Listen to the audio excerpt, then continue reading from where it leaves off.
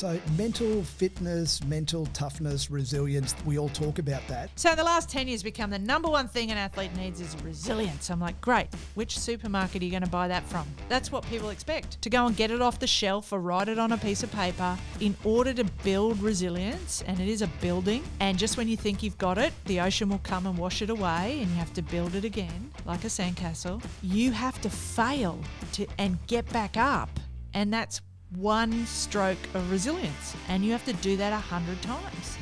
Welcome to the M26 FIT Podcast, where we explore the connection between having a strong mind and a strong body. All right, we're honoured to be joined in the studio today with the one and only Natalie Cook, Olympic gold medalist at the Sydney 2000 Games. You're a 5-time Olympian, a high-performance speaker and author. You've been awarded the Order of Australia medal, and you sit on the 2032 Olympic Organising Committee along with a variety of ambassador roles. Welcome to the podcast. Thanks, Magnus. It's awesome. Fantastic. Now let's start with a very hot topic at the moment, the 2032 Olympic Games in Brisbane. Are you able to share some insights from the committee for us? I think it'll be the hot topic for the next 9 years, actually, right up until the closing ceremonies, and even after that, I think there'll be hot topics. So, you know, can I share? Obviously, the stuff that's in the press around the venues is the hottest topic right now, and this far out, being gifted the games this far out, is great for many reasons, but obviously gives a lot more time to scrutinise and for people to make backflip decisions or change their mind, or there's plenty going on. So what I can say is the Games will absolutely 100% go ahead. They will be fantastic because as proud Queenslanders and Australians, we will make sure that they are better than Sydney, which is one of our landmark opportunities to beat Sydney 2000, which of course we had Melbourne 56, Sydney 2000 and Brisbane 32. To have the Olympic Games and of course now the Paralympic Games in 3 different cities in the same country, in a little country like ours, is just mind-blowing. And I think the only other country in the world to do that is the United States. So we are very proud for our sport. We are proud for our city and our state. And all I can tell you is that we're all trying very hard to make sure it's the best for the athlete experience, the fan experience, the international visitor experience, and everyone watching on TV. So I can't wait to see what we do in this wonderful city and state of ours. Fantastic. It's very exciting, and watch this space over the next few years. Now, let's go back to the beginning, where your story first began. You were born in Townsville. Where did you grow up and what were you like as a young girl? Well, I was born at the North Ward, if you know Townsville, the suburb North Ward, the base of the hill in the hospital. I grew up in Heatley. I went to Heatley Primary. I swam in the Heatley Long Tan Pool. My mum was an infant swim teacher. My dad played semi-professional football for Crystal Palace. Now, football, obviously soccer. Again, in this country, it depends which code you love as to what football means to you. So football in my family was soccer, and I was always destined to be a sporty spice athlete. I didn't know what I was going to do. I started in the North Queensland region where it's hot as a swimmer. In 1982, I watched Lisa Curry win the 100 metres freestyle in the 1982 Commonwealth Games, and I was a swimmer and I said, I want to do that. And I was 8 years old. It really started my pursuit of the podium and the pursuit of winning. And since then, I haven't looked back. Yeah, do you remember any standout moments from those early years? Well, I remember winning the under-8 breaststroke title in Cairns as a Queenslander. Claim to fame. Claim that it wasn't a medal, it was a pin, a little Q that was blue. So you win ribbons and medals and badges, and it really piqued my curiosity about winning and wanting to be the best and getting a tracksuit and representing something bigger than myself, being part of a team. That was a standout. I remember trying BMX in the Townsville BMX Club, and if you do BMX, the wheel, or if you've seen it, the wheel goes up against a gate that when the starting gun goes, the gate drops. Yep. This particular time it did not. the gun went, the gate did not. We pushed and we all went over the top of the gate. So that was, I'm getting out of this sport. I literally tried every sport, from skateboarding to taekwondo to tennis to basketball to netball. I tried everything. And it wasn't until a notice on the school notice board, Corinda High in Brisbane, where I said that was the thing that I saw to change me into volleyball. That might be one of your questions later. Yeah, no, fantastic. Were you very academic at school? I loved school. There weren't too many that said that, but I love maths. My dad was an engineer, and he obviously had the maths brain.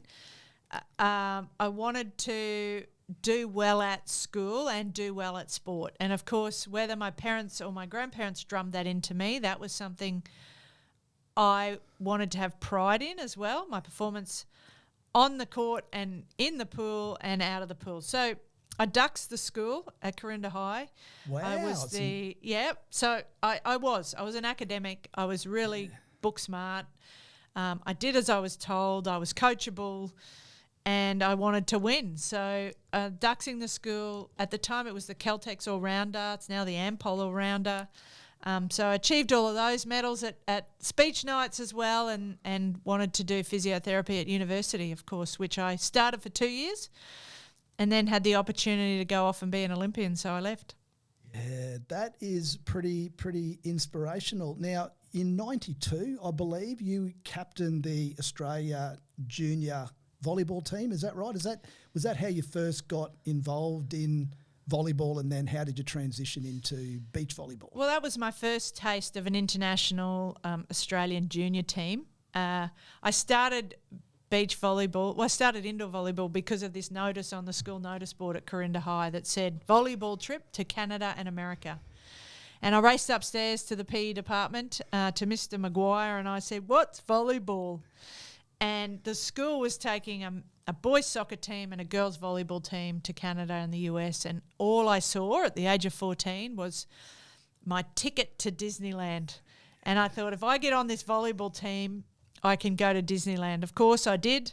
I went to Disneyland. I loved it. I fell in love with travel. I fell in love with volleyball. And ironically, most people play a sport for two reasons. One, they're good at it, or two, they love it. Yep. And if they go together, then you're on a winning ticket. Volleyball was the only sport that I couldn't do.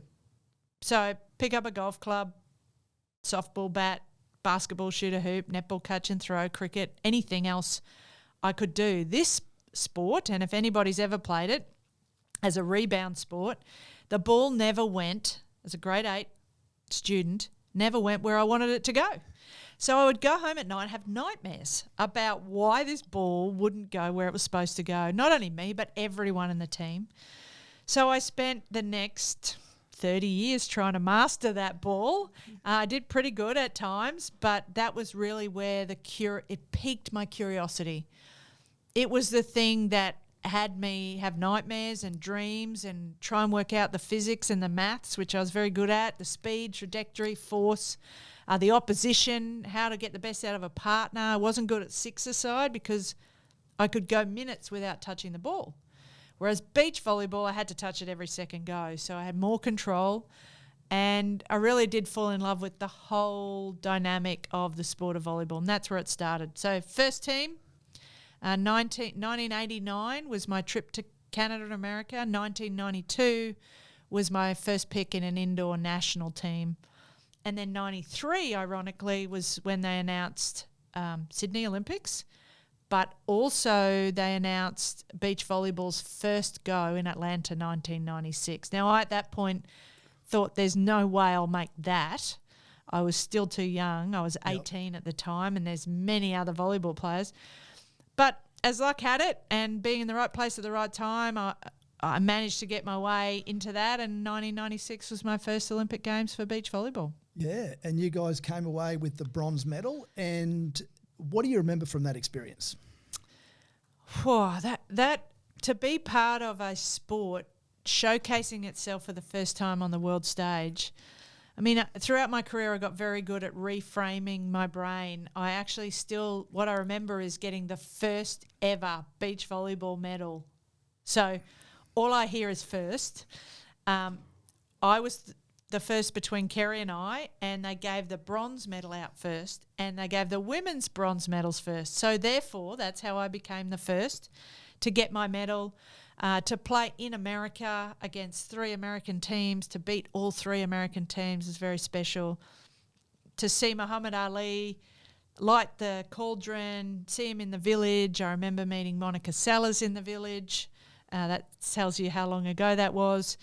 And just the whole experience of wearing the green and gold for Australia, being part of a team that wasn't just volleyball, had all the swimmers. I remember my first encounter at the dining hall, meeting Kieran Perkins and asking if I could sit next to him to have lunch with my cafeteria tray, right? Just the whole experience for me is immensely memorable, and to this day there is nothing greater than representing your country. Yeah, I was going to say, and then to top that off, you win gold in front of a home crowd 4 years later in Sydney. That was an incredible achievement, and no doubt another one of your greatest memories in your life. Can you share some highlights that you recall from that match and the emotions that you felt standing on the top step of the podium? Yeah, it was always the dream. If you ask an athlete, a child, what the dream is, and it's to win. It's to win an Olympic gold medal. It is the highest form in a beach volleyballer's life. You can win a world championship, but to win the Olympic gold medal is what it's all about.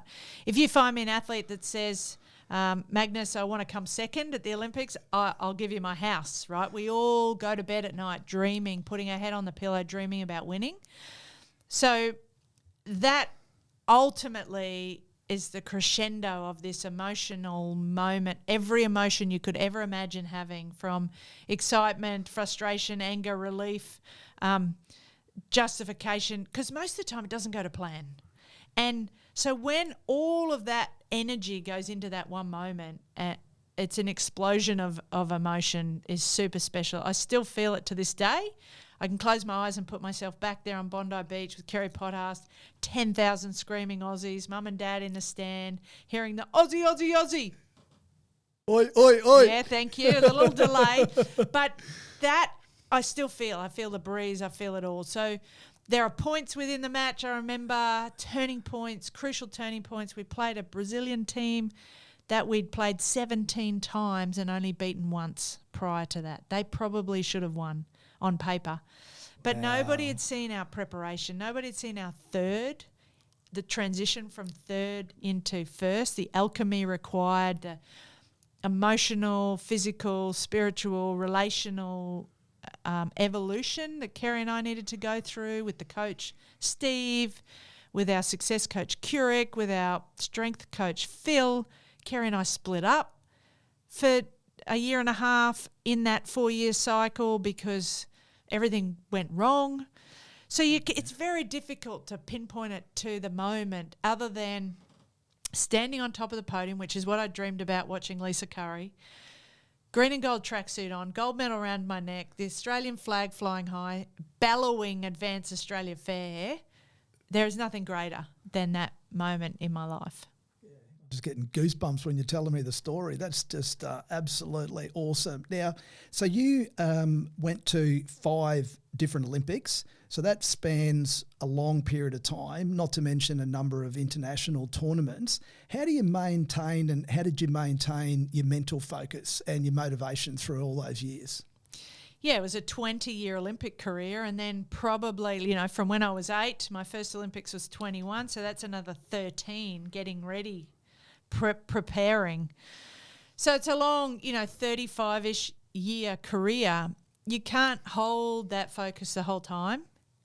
It's one of my coaches described it as the knob on a radio. Now we don't have knobs. We have push button up and down. But if you never really turn it off to 0. It'll always have a little buzz of volume, and then, of course, you've got a 10 out of 10, which is probably too high to keep the focus, the intensity, the motivation. So it was dialing it up and down and understanding the cycle of motivation. Yes. Based against probably a year plan. The Olympics is 4 years, so my life does go in 4-year cycles still. It's Paris, it's LA, it's Brisbane, what do you do in those 4 years? How do you cycle that back to 1 year plans on your international tour? And then there's a competitive tournament phase, and then there's a prep phase, and then there's a recovery phase. So there's times within that where you dial it back to a week plan, a day plan, an hour plan, and understanding the motivation cycle in that is most important. When the coach would say, when you get frustrated because things weren't working, he says it's not supposed to happen yet. And as perfectionists and high-performing athletes, you're like, but I should be able to do that all the time. It's like, no, we are peaking and we are cycling and we are trying to work out when you can deliver it once every 4 years. Even though you like to win all the time, you're trying to deliver a performance under pressure once every 4 years. So the coach Steve, who was a genius, was trying to build us to that and emotionally have us understand so that you didn't beat yourself up. You didn't sit in too much fear and doubt. You didn't, which so close to a games can happen. Yes. Keep the wheels on. You feel like you're going downhill in a billy cart with no bolts on the wheels and the whole thing's just shaking. So when you say how, you have to know there's a whole science behind it. The basic of it is always make sure you've got good people around you. Keep your goals in front of you and your purpose for doing it. Find things to do on the side that keep you excited, engaged, happy. I loved racing go-karts. I mean, not many people know that. I loved racing go-karts. So when it got too much or I was too stressed, my coach would literally say, leave practice and go and race the go-kart. So I get this adrenaline, I get this response of speed, and then I'd come back to practice the next day, I'd be fine. So they're all things that help navigate your motivation, your intensity, and your direction, but it's having a clear map. Kerry and I had a gold medal excellence map, which talked through the standards, the purpose, the winning way, the guiding questions. I mean, this isn't just a hope strategy. This is a excellence plan, and that's something that we really, with the team, we built watertight. And executed very, very well.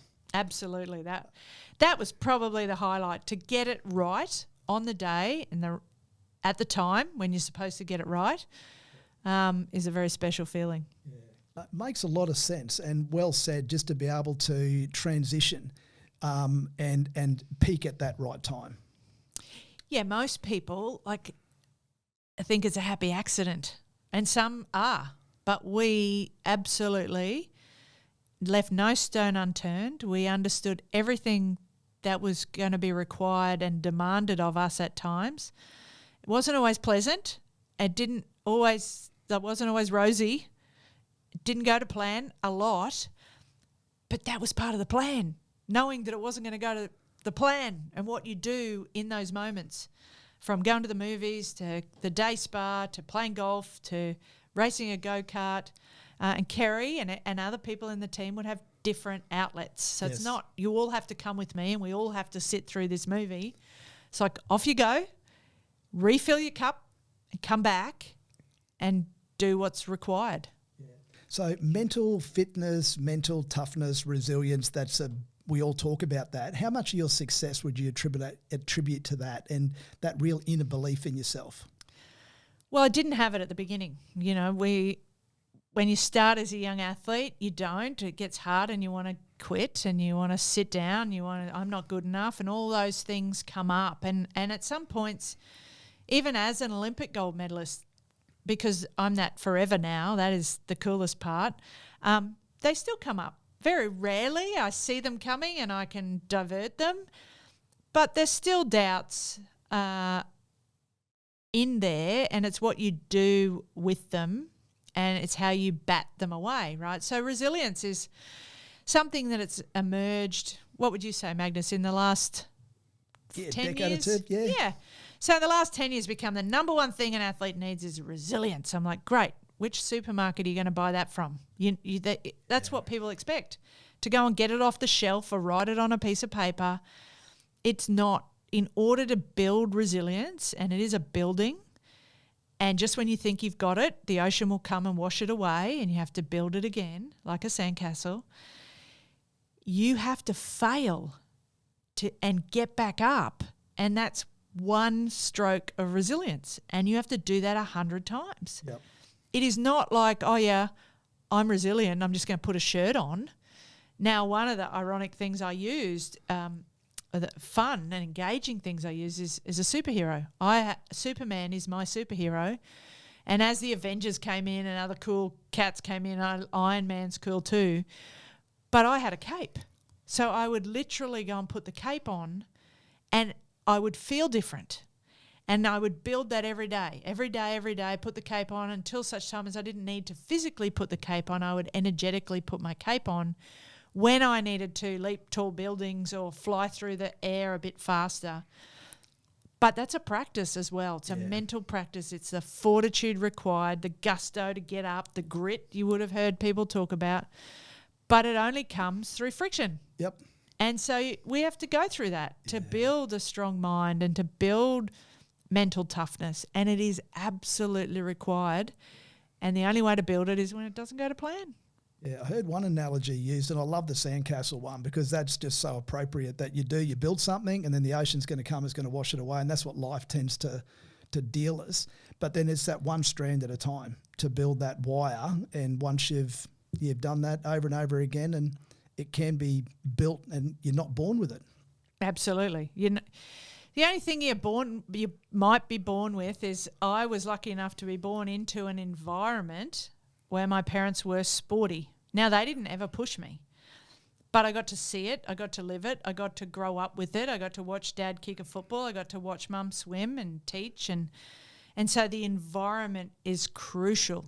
So 100%. That's what, if anyone comes to me and says, here's my son, he's swimming in the race. Can you have a look and see if he's going to be any good? And I don't even look at the race. I ask the parents what the environment is. Are you willing to take him to practice every morning at 4 a.m.? Are you willing to find the money and pay the bills to travel overseas every time? And that is where the resilience and the success needs to cultivate. Correct. Swim up and down. I'll get better at that. But is the environment conducive to success is really important. Doesn't mean it's always rosy, like I said. Doesn't mean it's always happy. It just means willing to go again and again and again. Consistency and discipline. Mm-hmm. Leading up to a big competition, what do you focus on mentally? What do you feed your mind? Are you a visualizer? What do you watch? What do you listen to? Yeah, I like empowering songs. I'm not a big listener of music, but if I do, it's got to be, Rocky theme songs, empowering. Tina Turner's one of my favourite anthems, Simply the Best. Vanessa Amorosi's Shine, Celine Dion, The Power of the Dream. She sung the 1996 opening ceremony. I was within 50 metres of her. And so uplifting songs with not only beat and tempo but words. I think that's very important. So that's what I do. I'd try and relax and watch movies the night before. I'm a big fan of Rocky. I'm a big fan of Superman, Star Wars, Yoda and Luke, and finding analogies and other people's stories to follow and imagine that you can be like them. Michael Jordan, Greg Norman, Kari Webb were always heroes of mine. And we didn't see Kari a lot, but I knew Kari because she was born in the same town as my grandparents. So following that inspiration was really important. And in the event that hopefully one day I could do that for somebody else. So paying it forward, reaching back, make sure you take someone else with you is always what I like to do, even when I was getting ready for my big matches. So the Bondi Beach, Sydney 2000 gold medal match, September 25th, which is the same day as Kathy Freeman. At an Olympic Games, we get 2 tickets. We don't even get free tickets. We get to buy 2 tickets is all they guarantee. If you're a swimmer, you only get the right to buy 1 because there's not enough seats for the pool. And so that's all you got. But I, at a home Olympic Games, with a crew of in theory 100 that wanted to come watch. So I spent a lot of my time preparing, finding my mates tickets, because to me that was the most important part.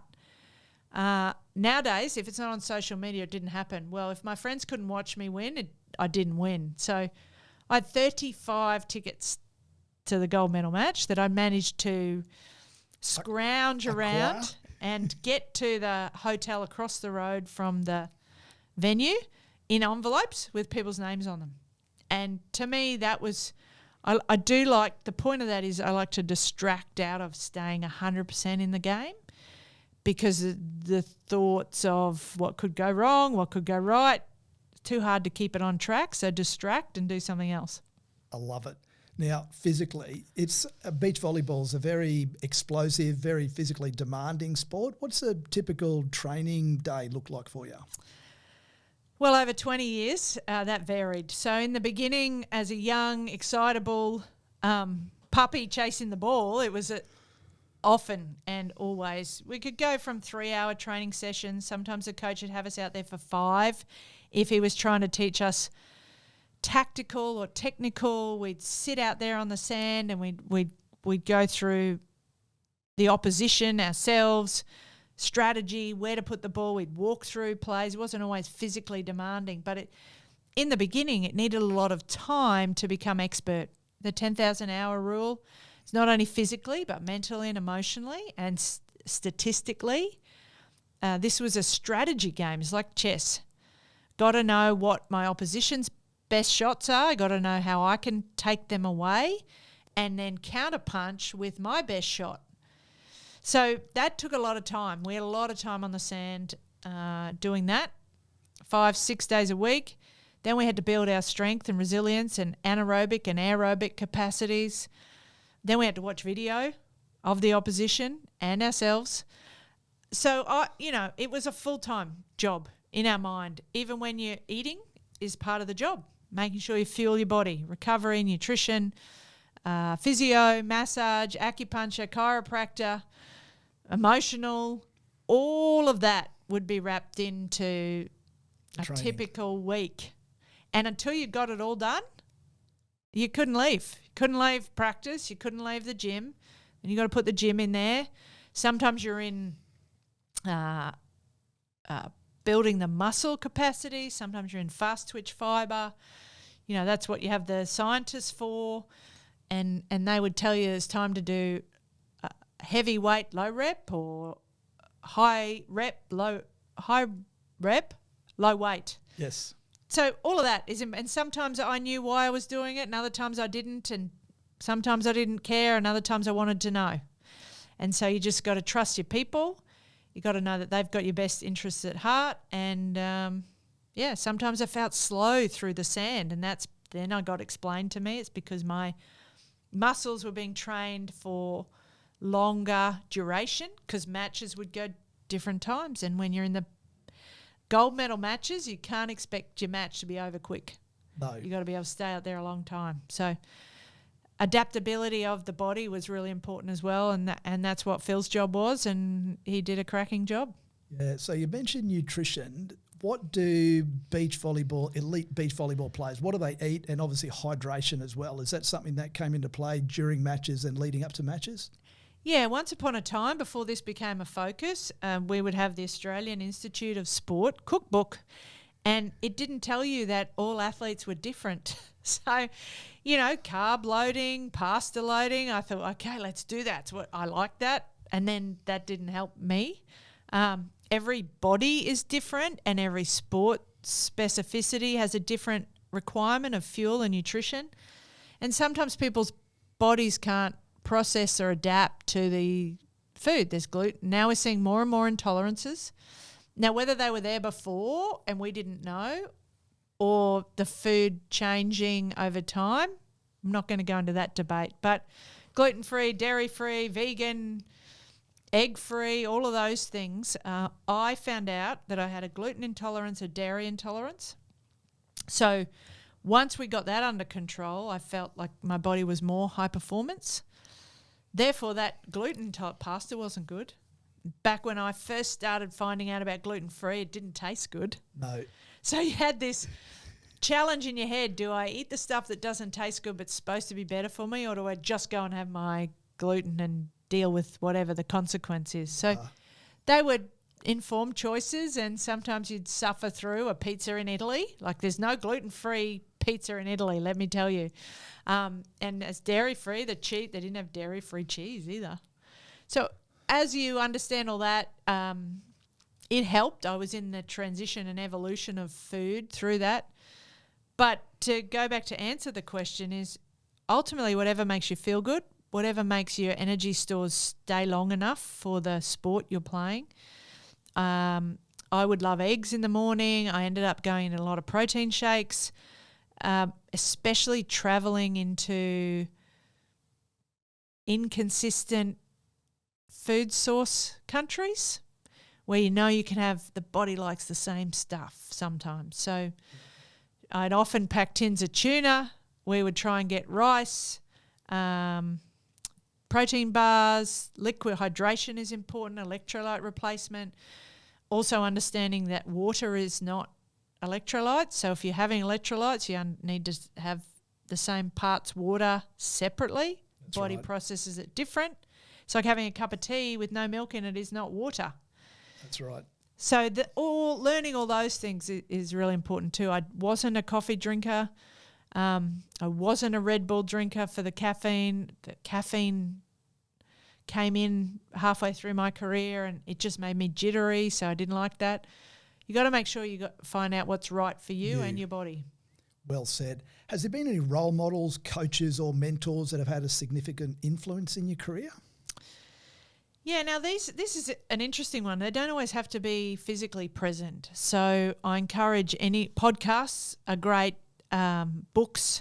Yep. Whoever you look up to, find as much information about them as you can and implement, try it on.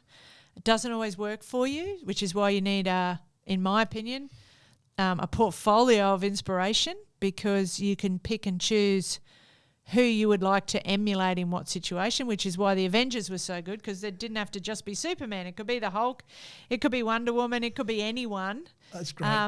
In that environment, depending on what circumstance was required.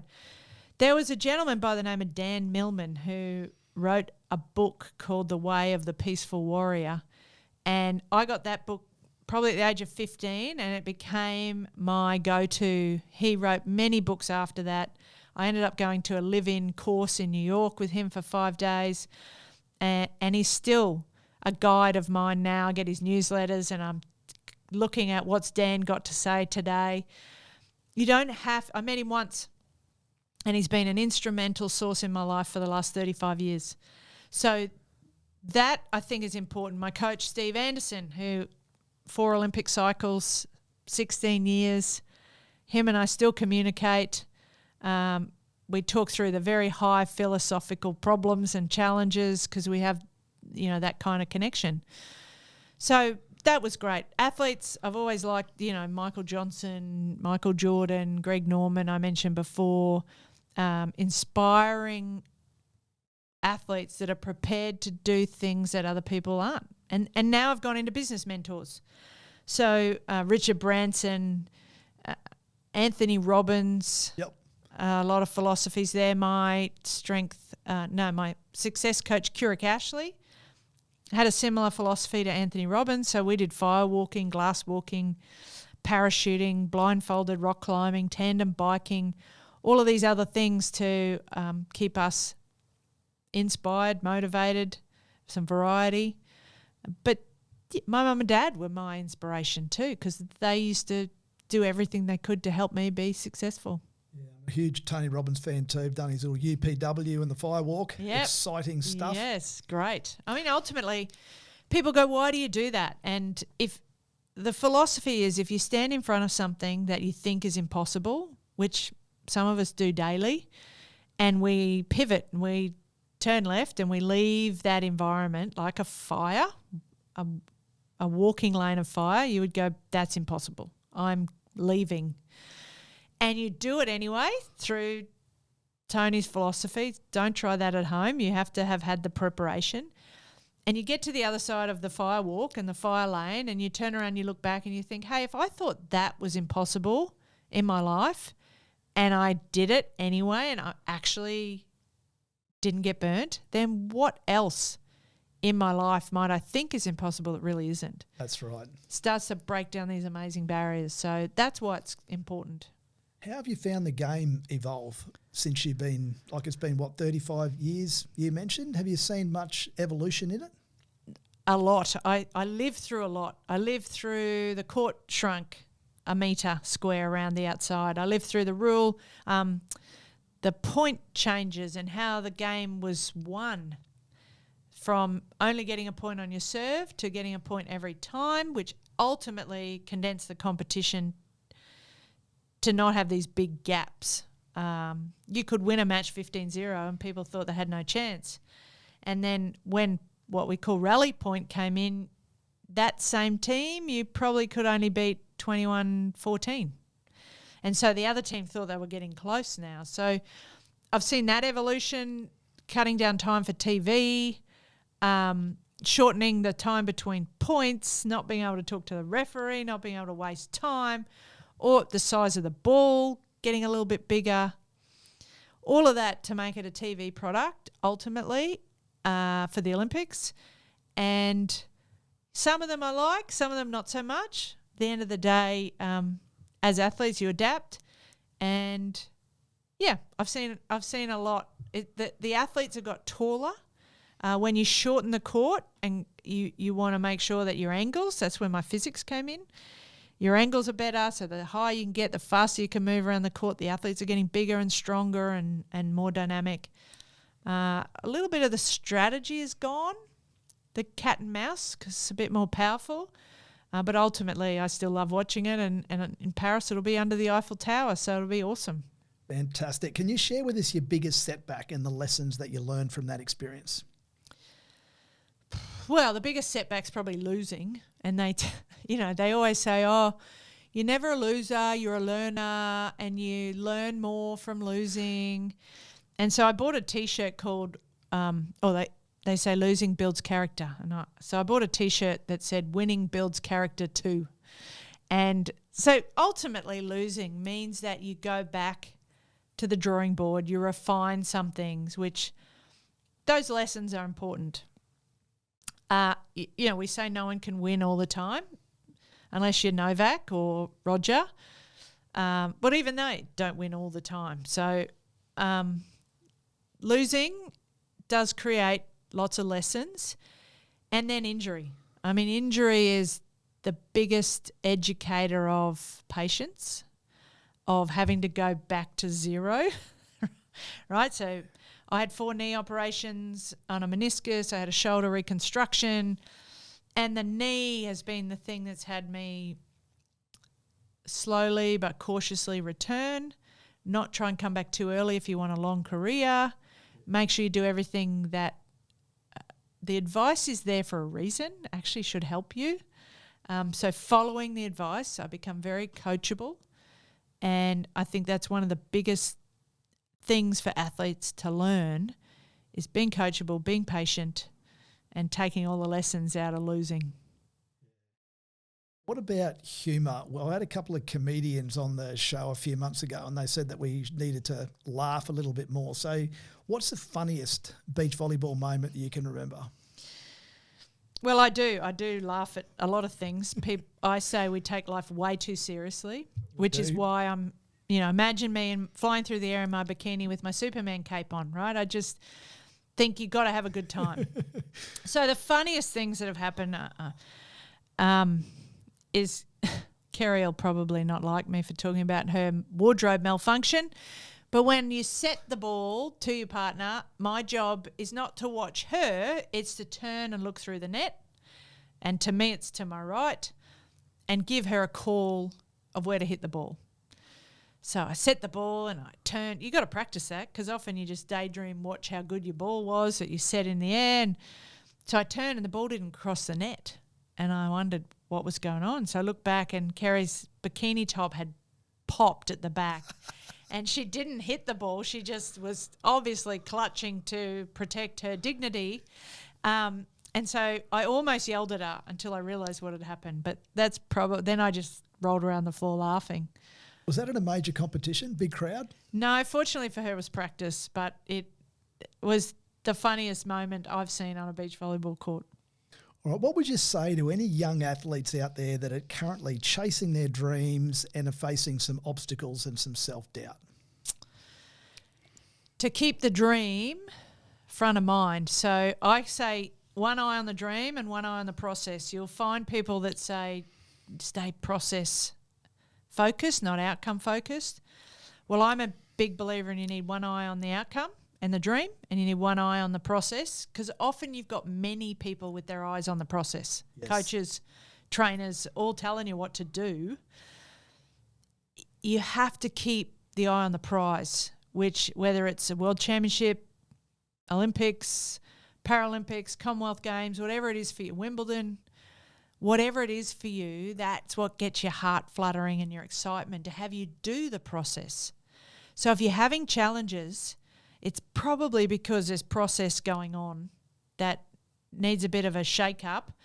Get your head out of that, look at why you're doing it and what you are trying to achieve. Bring the joy back in through another activity like go-karting. And then the coaches, bring yourself back to the process, and that will help you understand why you're doing it.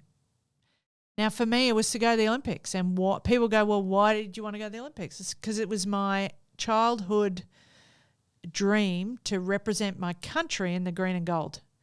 And then why do you want to do that? Well, I want a green and gold tracksuit. I can come back to the basic materials of some of that that you need to stay focused on. I love it. Looking back on your career, is there anything that you would do differently, and what advice would you give to a younger self? Well, if there'd be a lot I would win more, just because I like winning. But then, to our other conversation, it might not have got us to the spot we needed to get to. People say everything happens for a reason, and sometimes it's hard to find those reasons, but it allows you to take that breath and really centre back in and take the next step. So I probably would. Kerry and I split up after 2000. She retired. We didn't split. We split before 2000. We won the gold medal together. She retired and then came back to the sport. And I remember a phone call saying we should go to Athens together and defend our title. And I said no. She'd gone. I'd built a new partnership with Nicole, and I saw a longer future with Nicole. I thought Kerry would retire again. In hindsight, I would have liked to have gone to Athens and defended the Olympic gold medal. Yes. However, I was injured in Athens, and it probably wouldn't have gone well anyway, but that would have been one thing that if we could have had a crack to go back and do it again together, that would have been awesome. The advice to the younger self is more around, I've spoken about it before, surround yourself with the right people, keep one eye on the prize, because that's what gets you out of bed every day. Exactly. Like if I had to get out of bed every day just to dig, set and spike process, I would have buried myself in the sand. But to get out of bed every day with the view to wear the green and gold and represent my country and travel the world and go to the Olympics, like I would still do that now. Process, coach's job. Keep me in the game, keep focused. So cut out your pictures, vision boards. People say, oh, it's on my computer screen. No, cut it out. Stick it on the wall, behind the toilet door, on your computer screen, on your phone screen. See it, feel it, wrap yourself up in it, and remind yourself every day of why you're doing the grind, the grit, and why you're building resilience is so that you can make that national team or that Olympic team or that Paralympic team, because it is worth it. I love your passion. Change of pace, pickleball. What is it? How fast is it growing? And what's your involvement in it? Well, I had to find a new sport, beach volleyball. If you've walked to the ocean to surf, it's way too hard when you get older. And I came across, through my mother-in-law from Canada, the sport of pickleball. I'd never heard of it. And the beauty of it is, you need to Google it. it's kind of a cross between badminton, table tennis, smaller court, which for me is good with bad knees. You know, I have to learn to not go for every ball because my back, knees, hips don't really like lunging. But it's a softball-sized ball with holes in it. Like imagine the wiffle ball, a oversized table tennis paddle, and you get to whack this thing backwards and forwards in like a little mini tennis court. Two aside, you can play mixed.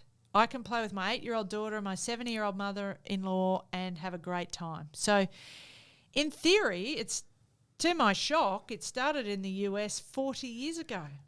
And we're only just, well, I'm only just finding out about it. It's been here a little while.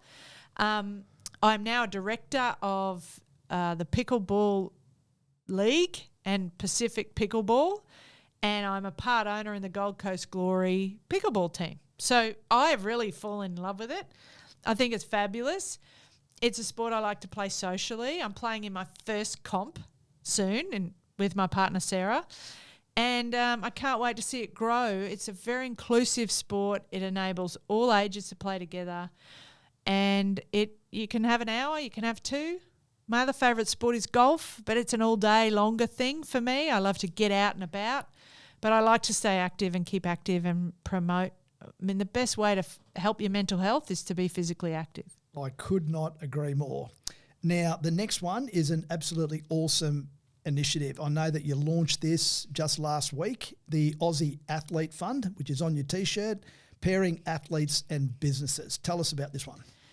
Yeah, I've been really trying to crack the challenge of how to keep the next generation of athletes in the game. It is so expensive. Cost of living is soaring.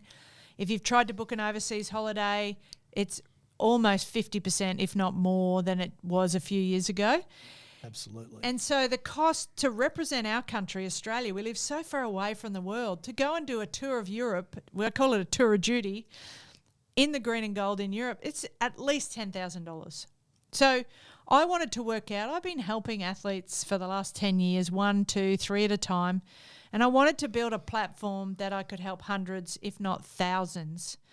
And so teaching them all of my fundraising tips and tricks that I've done over the last 40 years, because my mum and dad said no to me when I was 15 when I wanted $1,000 to go to Tasmania to play volleyball, and I didn't know that they couldn't afford it. I didn't know that the money was coming from grandma and granddad. And then all of a sudden, because I kept coming with all these sports, I played everything. I'm like, I need $1,000 to go. Remember, we went to Canada and America. We did fundraise for that. The school fundraised $50,000. I was very instrumental in that. I was told that I had to in order to make the team because I was too young to go as a ordinary kid. They said, you can't come, you're too young. I said, no, how do I come? They said, well, you got to fundraise. So I was instrumental in that. I knew that if I wanted to play sport my whole life, I needed to learn how to fundraise. Now, fundraising is a job as well. You can choose to be paid back in our day, $10 an hour. Now you might get 30 or 40 if you're coaching some junior athletes. But how do you build an economy, an athlete economy, through work, through sponsorship, through social media influencing, through birthday money? Like, this is the next generation raising enough money to keep the green and gold on them. And so I built the Aussie Athlete Fund, which I can then collect large amounts of money on behalf of the athletes that are out there training. It's hard enough in the pool and on the track. Then you've got to come off and try and work out how to pay for it. I can build that, and then I'm matching. I've committed to this is the inaugural $1 million challenge, my first 100 athletes with 100 businesses to be fundraising mentors. Some will contribute money, some will contribute time, some will help guide them to where the money is as they build the athlete fundraising roadmap, which is like a treasure map of how you can make $10,000. So 100 times 10,000 is $1 million. We got 5 or 6 months to do it. There's awards at the end. This year we're powered by Ampol. There's incentives along the way because I've gamified it. The athlete's first $1,000, we'll match them with something. No. There's some of these are mystery prizes. Some of these they'll know about.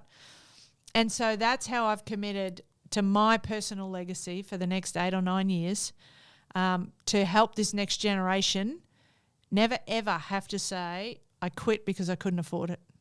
Brilliant. I don't mind if you get cut from the team because you're not good enough or you get injured. Well, I do mind, but those are other reasons. I do not want a coach or a parent coming saying my son or daughter had to stop because we didn't have enough money. I'm going to teach them. I'm going to match them with people that care and mentor their way through. It is a challenge. They have to do it themselves. Teach them how to fish and see if we can create $1 million economy directly to the athlete. Absolutely brilliant. Now, this next one, I love it. You're also involved in Lily's Little Lunchbox, and that's nutrition for kids. Tell us about that. Well, I have a holistic approach. It's mind, body, and fuel, right? So how do you fuel the body? We know that athletes' performances are better if they're eating properly, and we know that the child's mind, and they do better in school if they're eating properly. So I wanted to diversify a little bit out of sport and go and learn something else for myself into this nutrition space, which I care about. And I have an 8-year-old daughter. So Lily's was called that because of Lily, who was 9 at the time. So I feel like they've got this affinity. Now, they have an amazing technology in sealing food, fresh food. And I take Lily's little lunchbox to the boardroom. I take Lily's to yoga. I give Lily's to my daughter for school and after school sport, fruits, carrots, cucumbers, sandwiches, frittatas, wraps, meatballs, all in this lunchbox. And it's pre-packaged so that it takes the time, because we're all very busy, away. So I've taken a board position on Lily's little lunchbox, and I just love them. I think I've got pickleball, I've got the Olympic and Paralympic Games, I've got Lily's little lunchbox, and my Aussie Athlete Fund, and I'm pretty much done because a mentor said, don't take on more than 4, 1 a quarter, and that's where I'm committing my time. Fantastic. You're diversifying. Now, quick fire question time. You ready? 1 word to describe yourself. Quick fire. I just froze. Start again and take 2. 1 word to describe yourself. Resourceful. Favourite beach volleyball tournament venue? Klagenfurt in Austria. Post-match recovery routine? Swimming and ice. Top 3 success habits? Sleep, journaling, and good food. Well said. Toughest opponent you ever faced? Brazil. All of them, not just one team, anyone coming from Brazil. The best teammate that you've played with? Kerry Potthast. We won 2 Olympic medals together. The most memorable beach volleyball moment? Bondi Beach, September 25th, 2000, about 4 o'clock in the afternoon, with the ball going out wide to the left, and the winner is Cook and Potthast. Fantastic. What about the greatest sportsman that you've ever met? Michael Jordan. And Kerry and I fight over whether he waved at her or me, but it was me. A skill you wish you possessed? Language. Favourite colour? Gold. Sweet or savoury? Sweet. What are you obsessed about? Winning. Childhood movie idol? Tom Cruise, Top Gun. Beach volleyball in there too. You a morning person or a night owl? And neither. I like to sleep. I like to go to bed early and wake up late. I'm really good at lunchtime. The best piece of advice you've ever received?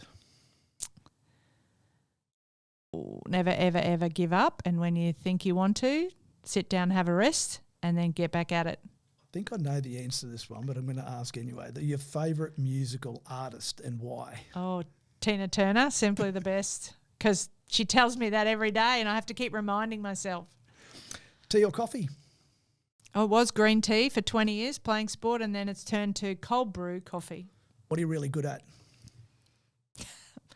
My brain said everything, and then I thought I shouldn't say that because you're supposed to be humble.